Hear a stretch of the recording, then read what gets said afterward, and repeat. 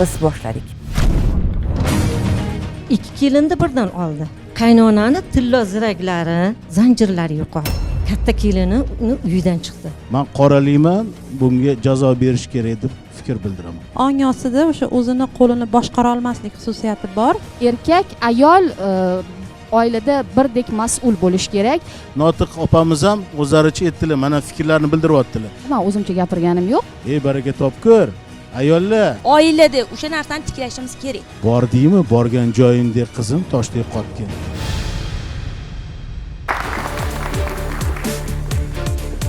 Assalomu alaykum azizlar. Sevimli telekanalda Mahallada Dudu Gap tok shousining navbatdagi soni yana efirda. Biz boshladik. Baxt bu bolam charchamadingmi deb berilgan savol. Baxt bu uyga kirib kelganimizda farzandlarimizni oldimizga kelib, oyoqlarimizni, qo'llarimizni quchoqlab, onajon, otajon sizni yaxshi ko'raman, sizni sog'indim deb aytgan gaplari. Baxt bu jamiyatda yurganimizda, ishxonaga borganimizda bizni kutib oladigan hamkasblar, rahbarlar. Baxt bu bir kungina ishga kelmaganimizda bizni qidirib qoladigan hamkasblar. Nima uchun kelmadingiz deb darrov qo'ng'iroq qilib, sizni o'rningiz bilindi, sizni sog'indik deydigan so'zlar. Baxt bu oilamizni tinchlik, xotirjamligi. Nima dedingiz? Eng avvalo agar oilamiz tinch bo'lsa, qolgan hamma narsa bizga tatiydi. Men aynan mana shunday deb o'ylayman. Bugun azizlar, aynan mana shu mavzu haqida gaplashamiz. Oilalarning tinchligi haqida. Marhamat, studiyamiz mehmoni Jamila opa Pardayeva bo'ladilar. Assalomu alaykum. Demak, Jamila opa, biz ko'rsatuvni boshlayotgan paytimizda oiladagi tinchlik, xotirjamlik haqida degan gapni aytib o'tdik. Afsuski bugun siz aynan mana shu oilalarda bo'layotgan xotirjamlikni yo'qolganligi, ajrimlar haqida so'z ochmoqchisiz. Marhamat, keling, avvalgi sizni eshitsak, keyin davom etamiz. Avvalambor assalomu alaykum. Mana masalan oilalar, o'zim ko'rib bilib turgan ba'zi bir oilalar arzimagan narsalardan, balki sabablidir narsalardan ajrashish yoqasida turibdi-da. Meni o'zim bilgan bir narsam, mehnat bilan ota-ona kelin qiladi. Masalanda peshona terisi bilan o'g'illar hozir ishlaydi, shu ota-onamga ko'mak bo'lsin deydi, yaxshi oiladan kelin kelsin deydi. Endi shunaqangi narsani ustida bo'ldimki, ikki kelinni birdan oldi. Qo'sh kelin qildi. Juda ham yaxshi, rosa yaxshi to'ylar o'tkazishdi. Hech qancha o'tmasdan endi yigit hayot taqozosi bilan o'sha Rossiyada menejer bo'lib ishlardi, qaytib ketishga majbur bo'ldi. Kelin homilador bo'lib uyda qoldi. Ikki kelin xizmatlarni qilib yurdi, masalan, qilib yurdi-yu, lekin kunlar o'tib uyda qaynonani tillo ziraklari, braslet nimalari, zanjirlari yo'qoldi. Endi u yerda ancha qidirishdi, topisha olmadi. Haligi yangi kelinlari uydan kirib qidirishga haligi qaynonada jur'at topolmadi o'zida. Kelinlarim bunday qilmasa kerak deb. Oxiri keyin bir kishi mahalladan aytdiki, o'sha ikki kelinlarni ichidan ko'ring. Bir kishi kelib ketdi, balki undan ko'rmangda, uyingizga kelgan odamdan ko'rmang. O'sha kelinlardan bir qidirib ko'ring, balki shundan topilar desa, o'sha haligi katta kelini uyidan chiqdi bular. Endi yigit Rossiyada. O'g'irlik bu uyda bo'lyapti. Qaynona peshona teri qilib topgan haligi kelini o'g'ri chiqqanini o'g'ilga ayta olmaydi. Qaynona, qaynota endi hamma narsani sir saqlab turibdi. Bularga ham anchagina bardosh berib yurishdi. Kechirim so'radi u kelin. Kechiring, ikkinchi qilmayman, o'g'irlik qilmayman, meni kechiring dedi. Ham endi farzandi tufayli haligi qaynona, qaynotalar ba'zilar juda ham kechirimlik bo'ladi. Kechirishdi. Hech qancha o'tmasdan Rossiyadan xabar keldi. O'sha birga ishlaydigan o'sha hamqishloqlari yigitlar internetda qiz bir shofyorni 6 million pulini olib o'g'irlik qilganda, u YouTube'ga ham chiqib ketgan, internetga ham chiqib ketgan, videosi chiqib ketgan. Uni keyin ko'rsatganda, mana seni xotining emasmi degan. To'xtang, demak mashinada video kamera bo'lgan va mana shu o'g'irlik kameraga tushib qolgan. Kameraga tushib qolgan. Bundan hali Avvaliga- kelin o'zi xabari yo'q. kelinni o'zini yo'q, xabari bor. U keyin haligi kameraga tushib qolgandan keyin u shofyor haligi tushirib ketgan payti bilmagan u pulni o'g'irlaganini. Borib turib surishtirsa bo'yniga olgan. Ana endi u bolani holatini qarang. Endi turmush o'rtog'i u yoqda Rossiyada. Turmush o'rtog'i haligi o'rtoqlardan bu narsani eshitib turib o'ziga qanday nima bo'lganini endi tasavvur qilish qiyin bo'lsa kerak yigit kishiga endi-da. Chunki baribir yaxshi ko'rib turmush qurdi. Hademay farzand kutyapti. Shu yerda ham qaynona bechora aytmadiki, qaynonasiga endi u yoqdan xabar kelyapti onasiga. Ona, mana shunaqa qilibdi, men kelgunimcha ketsin. Men bosh ko'tarib yura olmayman deyapti yigit. Lekin qiz yana yalinyapti. Kechiringlar, shu qizim, avval qilgan ekansan yoshlikda, nima sababdan yana uyga kelib qilding? Senga nima yetishmaydi? Qara, hamma narsa yetarli bo'lsa, moddiy tomondan bitta ham qiynalganing yo'q-ku qizim. Nima sababdan shunaqa ishni qilding yana uyga kelib? Endi o'g'il aytayaptiki, agar qiz ketmasa uydan keliningiz, men o'sha uyga bormayman deyapti. Ota bilan ona arosatda. Men endi shu sizlardan iltimos qilaman, nima maslahat berasizlar? Lekin o'rtada mana farzand tug'ildi. Bular jar yoqasida-da. Lekin ona bechora u barmog'ini tishlasa ham og'riydi, ota bilan ona. Kelin o'sha o'zi haligi ket degandan keyin u achchiqlanib chiqib ketdi, ko'chko'ronini ko'tarib chiqib ketdi. Endi yaqinda bir narsani yana guvohini bo'ldik.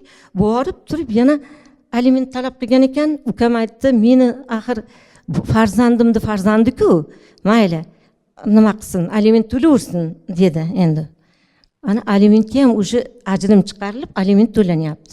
Qanchalik kechirimli bo'lish yaxshimikin? Baribir o'sha kelinni qaytarib kelish kerakmi? Sizlar nima maslahat berasizlar? Kelin hozir ota-onasining uyida turibdimi? Ota-onasining uyida turibdi. Kattalar aralashmadimi? Qudalar bir bilan gaplashib ko'rib, mahalla ko'y aralashdi, hammasi aralashdi. Ular endi to'g'risini aytsam, rosa sharmandalik qilib hamma narsani ko'tarib ketdi-da. Lekin o'rtada farzand bor. Mayli, o'g'limni ko'ndirarman desa ham quloq solmay kelin chiqib ketdi. Avvalo xotinni o'rtasiga rahna solish, nifoq solish bu juda ham og'ir narsa. Agar sinimiz o'zlariga to'g'ri bo'lib qog'ozga gapirolma, o'zbekona lutf bilan hech kimga, xo'jayinlardan boshqa hech kimga mehr bermagan, mehr ulashmagan bo'lsalar, do'stimizni mendan kattamlik ishlamini bilmayman, tarbiya qilish kuyovni zimmasida narsa. Majburlab ayol kishi bo'ladi, agar shu ayolni shu farzand orqasidan eriga nisbatan qanaqadir usulli bo'ladigan bo'lsa, eri ta'sirchanlik kuchini oshirib tarbiyalash kerak. Lekin bor, mana oramizda olima ayollar, psixolog, psixoterapevt ayollar bor, ular ham hozir o'zini fikrini bildirishadi. Kleptomaniya degan kasallik bor. Ya'ni o'yinga kasal bo'lish, qimor o'yinlari, o'g'irlikga qilish, bu kasallik bu, opa. Buni davolashni qadimdan bor narsa, bu kecha paydo bo'lib qolgan narsa emas. Lekin kelin poshsha agar haqiqatda nima deydi, eriga sodiq bo'lib, ayolli bo'lib turib, boshqa farzandi uchun qilmagan bo'lsa, bu narsani birlashsa oilasi bilan psixologlarga murojaat qilsa, hal qilsa bo'ladigan narsa. Davolasa bo'ladi. Albatta, lekin agar shuni orqasidan misol uchun boyiga taksi haydovchiga o'xshagan insonlar bilan noma'qul, noshariy ishlar qilgan bo'lsa, men qoralayman, bunga jazo berish kerak deb fikr bildiraman. Hozir bu kelinimizdagi holat, o'sha 20 yoshda agar turmushga chiqqan bo'lsalar, balog'at davridan boshlab shakllangan bo'lishi kerak. Bizda psixoterapevtik holatda patoxarakterologik sindrom degan narsa bor. Bu demak, ota-onalarimiz bu narsadan xabardor bo'lish kerak. Bolada ruhiy holatida, aqliy, intellekt holatida yetishmovchilik bo'lgan yoki qaysidir holatlarda oilaviy muammo, sharoit jihatidan bu narsaga e'tibor berilmasdan o'tkazib yuborilgan narsa bo'lishi mumkin. Bu kelajakda o'zini namoyandasini ko'rsatgan.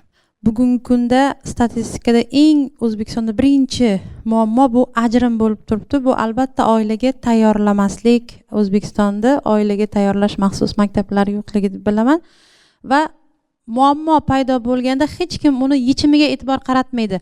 Ajrim, xalos bo'lish, qutulish, u yomon, bu yomon. Hozirgi holatda kelin bo'lishni to'ydan oldin qilgan, qaynonaga keyin bajarishi ham bu oddiy bo'ladigan vaziyat va holat haqiqatdan uni boya siz aytdingiz, o'zim emas qo'lim o'g'irlik qiladi. Ong ostida o'sha o'zini qo'lini boshqara olmaslik xususiyati bor. Bu bilan ishlab yechim topsa bo'ladi. Bugungi kunda lekin negadir oilalar advokatlarga ko'proq yuguradi, psixologga emas. Umuman agar har bitta inson psixolog bilan ishlasa, ajrimga hojat qolmaydi. Bu yerda hozir bu qizni hozir aytganlaridek muhitni o'zi birinchi oilaviy muhitda bo'lishi mumkin. Aytganingizdek, oilaviy muhitida sharoitida u qiz o'sha uyga yetgunicha bu holatni o'rgangan ko'ngil o'rtansa qo'ymas. Lekin buni davolasa bo'ladi. Birgalashib, keyin bu yerda oilaviy muhitda turmushga chiqqandan keyin qaynona uydagi turmush o'rtog'ini chet elga ketishlari, bu ham bitta sabab bo'lishi mumkin. O'sha kelinga qanaqadir ehtiyoj bo'lgan bo'lishi mumkin. Aytganlaridek, turmush o'rtog'i birinchi navbatdagi eng yaqin insoni hisoblanadi. Keyin o'sha turmush o'rtoqlarini ham aytardim. Aytganlaridek, hozirgi og'aynilarini gapiga kirmasdan baribir aytishadi-ku, ko'z bilan ko'rib, qo'l bilan ushlamasdan. Bu isbot baribir hozirgi ajralishlar hammasi shunga kelib kelyapti. Yosh oilalarning turmush ajralishi baribir oilaviy muhit, o'sha qaynona, o'sha er, o'sha ota-ona birgalikda hal qilinsa bo'lardi.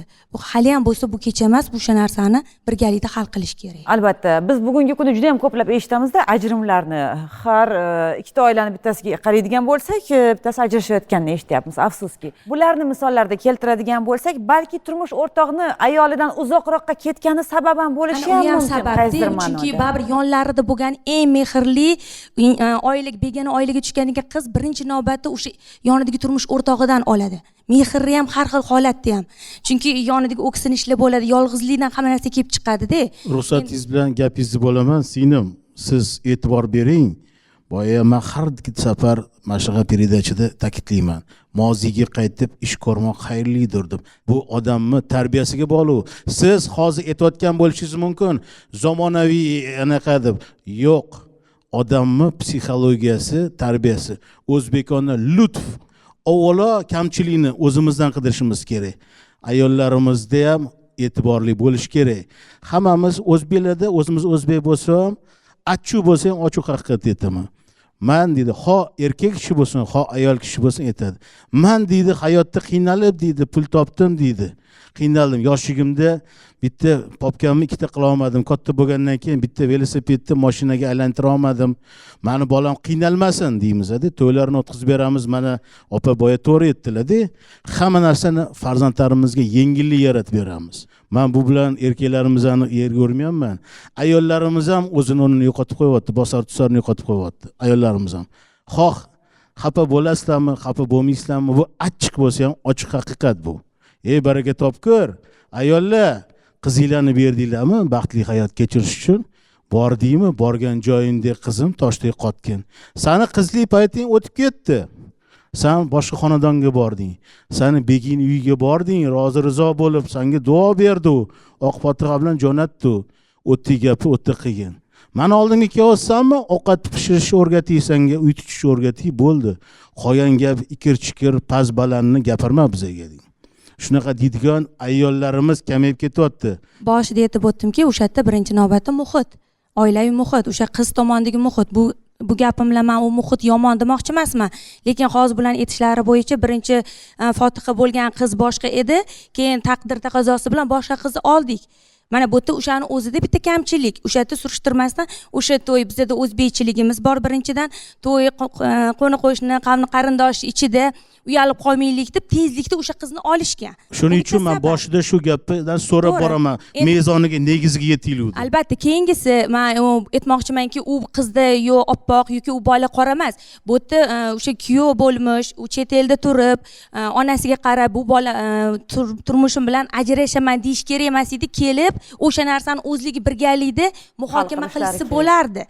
Muhokamada bu narsa hal bo'lmaydi, singlim. Yo'q, nimaga u yoqda turib bo'lganda hal bo'lmaydi, chunki turmushni mushtiga chidasang, turmushda hayoting davom etib ketiladi deyilgan gap bor. Albatta. Xalqimizda aslga gaplar bo'ladi. Buni ancha yildan beri eshitib kelamiz. Lekin agar biz hozir adolat bilan kuch ko'rmasak, adolat bilan bu narsani hal qilmasak, o'g'ri desak o'g'ri bo'lib ketaversa, u oila mana o'rtada farzand ketaversa, u odam mayli u bola kelar, boshqasiga uylanar, lekin bu qizni hayot ishi. Men shuning uchun Oldimiz adolat bilan aytganlaridek. aytmoqchimanki, ta'sirchanlik kuchini o'tkazinglar do'mi. To'g'ri. Umumiy gaplardan qochinglar. Hozir umumiy gaplar ko'payib ketyapti-da, ochig'i. Mana o'shani hal qilsa bo'lardi-ku. O'sha Oda- masalan kelib o'sha Ha. qiz bilan gaplashib, Ha, masalan mayli kechirimli bo'lishimiz uchun bu narsani qaytarmaysanmi? Hayot bu. O'rtada farzandimiz bor. O'sha farzandimizni kelajagi uchun, ya'ni kechirsak, oilamiz bilan so'z berasanmi deb o'sha qizga imkon berish iloji bor-ku. Sendan bu yerda imkoni berish emas, bu yerda ta'sirchanlik kuchini oshirish kerak. Sababi bu birinchi marta bo'lmayapti. Rahmat. qaynota bilan qaynona rosa o'sha kuni yalinib ko'rgan. O'g'limizni ham ko'ndiramiz hademay, farzandli bo'lasan, qornida oy kun bo'lib turuvdi. Yalindi ham qolmadi-da u. Qarang, har qolmadi. aybish qilib qo'yib, ham qaynota bilan qaynonani gapini bir tenga olmay chiqib ketdi. Bitta savolim bor, aniqlik kiritib o'taylik shu joyiga. Qiz o'zi bo'yniga oldi, dedi, zanjirlarni o'g'irlaganini, qaynonasini tilla taqinchoqlarini. Qaytarib berdimi? Qaytarib berdi. Qaytarib berdi. Adashganman, oldim shuni deb aytdimi? Kechirim Tan so'radi. oldimi? Tan oldimi? Tan oldi, kechirim so'radi. Narigi videolarni har xil nimada chiqib ham ketadi-da, masalan, uni aynan shu qiz olganmi yoki boshqa Bu o'g'irlik? qiz aniq o'zi ko'rinib turibdi-da videoda. O'zi ham bo'yniga olyapti, yoshlik qiluvdim. Men shunday qilib qo'yganman. Men sizlarga aytmadim deb keyin aytayapti-da. Bu bo'yicha hech qanaqa hukm, hech narsa bo'lmagan qizga nisbatan. hech qanday aytyapman-ku, bitta farzandlik bo'ladi deb, endi qaynota bilan qaynona mana shularni hayotini saqlab qolish uchun hech kimga gapirmadi. Lekin uchastkovoylar o'sha yerdagi nimalar organ xodimlari xabari bor ekan bu narsadan. Ha. Sen shu ishni qiluvding, yana kelib qaynonang uyiga ham shu ishni qildingmi deb gapirdi-da o'sha kuni.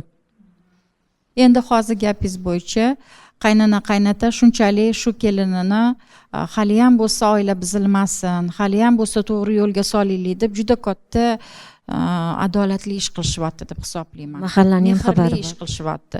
Chunki shunaqangi ota-onalar borki, arzimagan sabablar bilan kelib qizini olib ketib qoladi. To's to'polonlar bilan, 2ta, 3tadan farzandlari bilan. Bu hech qaysimizga sir emas. Sababi Bu yo'q, narsa- ajrimlar ko'payib ketyapti. Sababi yo'q, ajrimlar, arzimagan narsalardan ajrimlar. Kelinni ketib qolishini psixologik sababi bizda azaldan oila tasavvuri qo'rqitiladi. Qaynona dushman, qaynona begona, qaynuka yomon, qaynsingil yomon. Faqat ota-ona do'st deb o'rgatilgani uchun o'sha uyda u o'zini aybdor deb biladi. Ko'ziga tik qara olmaydi, erkin yasha olmaydi, o'zini gunohkor deb bilgani uchun ham onaniki ketib qoladi. Bugungi kundagi ajrimlarga asosan o'sha dabdabali to'ylar, ya'ni kim ota-onasi qilib berayotgan, o'zini mehnati sinmagan, shuning uchun uylanish ham oson, ajrashish ham oson degan gaplarni eshitamiz ko'pchilikdan-da.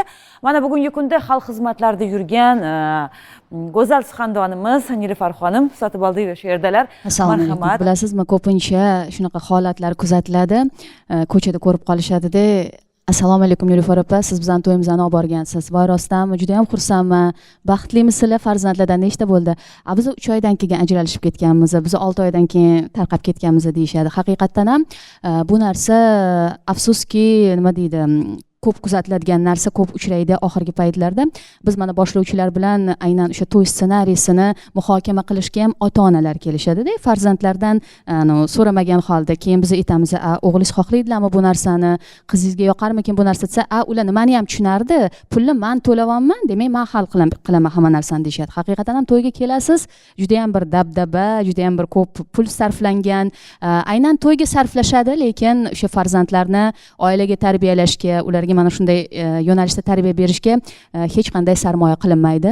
Va bir gap bor-ku, farzandlaringni tarbiyalama, baribir ular senga o'xshashadi deb. Xohlaysizmi yo'qmi, farzand o'sha buloqdan suv ichadi. Juda ham dolzarb mavzuni ko'tardingiz, chunki bizda konsultatsiyaga keladigan ko'p mijozlarimiz, bemor desak ham bo'ladi, asosan mana shu oiladagi munosabatlar bo'yicha keladi. U ota-ona va bola munosabatidan boshlab qaynona kelin munosabati bilan tugaydi. Er-xotin munosabatlari ham. Buni asl tagi, negizi bolalikda bo'ladi. Ya'ni biz har bittamiz bola bo'lganmiz, bolalikdan o'tganmiz. va bolaligimizda bo'lib o'tgan hamma voqealar bizni xotiramizda saqlanib qoladi. Ayniqsa hissiyotlar bilan bog'liq bo'lgan xotiralar bizni ong ostimizda saqlanadi.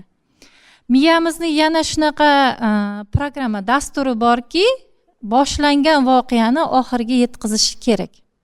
Ya'ni u bolalikda boshlangan bo'lsa ham, agar u oxiriga yetmasa, o'smirlikda ham, voyaga yetganda ham to qariguncha davom etadi. Demak, mana bu yerda bolalarga o'ta g'amxo'rlik qilish, o'ta ko'p e'tibor berish, ularni hamma mas'uliyatini, javobgarlikni o'zimizni zimmamizga olishimiz ham bu to'g'ri tarbiya usuli emas ekan. Bu bolalarning hayotida o'zini aksini ko'rsatadi va aksariyat to'ylarimizni ajrim bilan tugashini sababi ham bu bo'ladi. Hamma ham sizdek o'ylamaydi singlim. Men boya aytdim, e'tibor bermadingiz. O'zbekda gap bor. Men yoshligimda qiynaldim. Nega meni bolam qiynalishi kerak? Voy qizim, baraka topkur, men yoshligimda qo'g'irchoq Barbie o'ynamaganman. Men bolam senga qo'g'irchoq Barbie.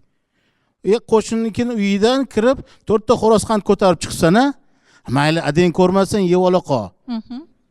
Nima deysiz bu narsaga? Chunki siz aytayotgan narsa 5 qo'l baravar emas. Siz olima ayolsiz. Mana yoningizda o'tirgan Notiq opamiz ham o'zlaricha aytdilar, mana fikrlarini bildiryaptilar.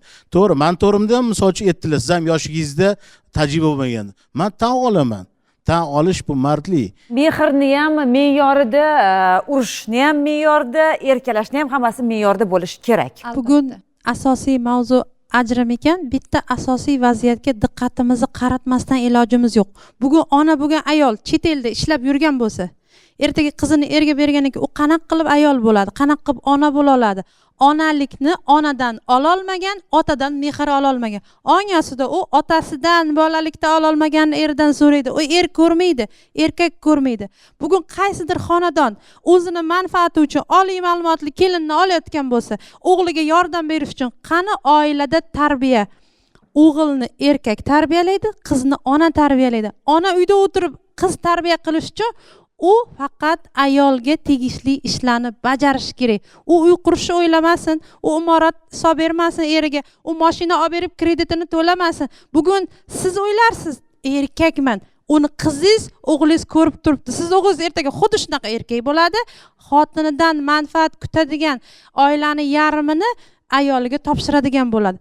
Ha, to'g'ri. Endi o'zlaricha gapirdilar dedilar. Men o'zimcha gapirganim yo'q. Endi mana siz aytyapsizki, men 25 yoshda turmush qurganman, lekin sizdan ko'rinib turibdi, siz lider insonsiz. Ya'ni psixologlarning tili bilan aytganda, siz kabi erkaklarni, ya'ni alfa deyshadi. Alfa samir deydi. Ha, shunaqa deyshadi. Ya'ni siz ko'rinib turibdi liderligingiz, ya'ni siz hamma yerda o'zingizni gapingizni o'tkazishga odatlangansiz va sizni aytganingiz, deganingiz degan, aytganingiz aytgan.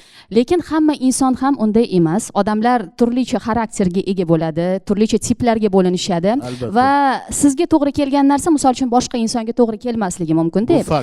Shuning uchun ham aynan psixologlar fan tomonidan bu narsani tushuntirib berishyaptiki, to'g'ri, bizning mentalitetimiz bor. Biz o'zbekmiz. Oxirgi paytlarda aynan yosh turmushga qizlarni berayotganimiz haqida juda ko'p tanqidiy fikrlar bildirilyapti, lekin u miya aqlan tayyormi bu narsaga? Qanaqadir qilib momentida ushimlikni qilib olmasangiz, siz aytgandek bo'la olmaydi. Yosh bola qilib aldagandek demoqchisiz. Vaholanki, boshqacha variant yo'q. Aldagandek demoqchi emasman, unga ana ugroza deymiz-ku. Sani ustingga ikkinchi xotin olaman desa, men u inson bilan boshqa yashamayman. Ko'ryapsizmi? Yashamayman. Men uchun mana bular aytgan yo'l ma'qulroq. Ya'ni ikkita inson stol atrofida o'tirib, qora choyni damlab, ki shu narsaga kelishib olamiz. Sani nima menda qoniqtirmayapti? Qaysi tomonim jihatim yoqmayapti? Mana mashi. Sandachi, menda mashi. Biz mana shu narsani birgalikda to'g'rilab olamizmi? Faqat sen emas. Men ham, chunki qarz ikki qo'ldan chiqadi. Sen ham shu narsada menga yordam bera olasanmi? Ha, yordam beraman. Yordam bera olmayman, unda bo'ldi. Yo'llarimiz nima deydi? Chunki baribirchi, nima deydi? Insonlar bir-biri bilan til topisha olish kerak-da. To'g'ri, til topisha olish kerak. Bu yerda shunaqa narsa bo'ldiki, mana opaning misolida uydan ko'chaga olib chiqish kerak emas, dardu hasratni ko'chaga olib chiqish emas, oila muhitida qilish kerak bo'lgan narsada 2 marta shunga harakat bo'ldi. Lekin o'xshamadi. Bu yerda ukamizni, kuyov bolani oqlamoqchi emasman. Bu yerda bo'layotgan narsada u ham kelish kerak edi, masalaga oydinlik kiritish kerak edi. 5 qo'l baravar emasligini, hammaga bir xil psixologiya tatbiq qilib bo'lmasligini tan olasizmi? Meni gapimga qo'shasizmi, qo'shilmaysizmi? yo'q, psixologiya fani bor siz va mani psixologiya savolimga har javob bitta bering. insonni Yo'q, siz savoldan qochmang, mani savolimga javob bering bo'ldi. bu insonlarga psixologiyani qo'llash biroz kech deb bilaman, chunki bu narsani yoshlikdan boshlash kerak edi Salomat bo'lasiz. va buning uchun uzoq muddat kerak. Demak, hech bir oila buzilishiga qarshimiz albatta. Ajrimlar kamroq bo'lsin deymiz. Endi bo'lmasin deyishga ilojimiz yo'q, baribir bo'ladi, lekin kamroq bo'lgani yaxshimi deymiz. Bugun aytmoqchi bo'lganlarimiz mana shular. Uchrashguncha salomat bo'ling.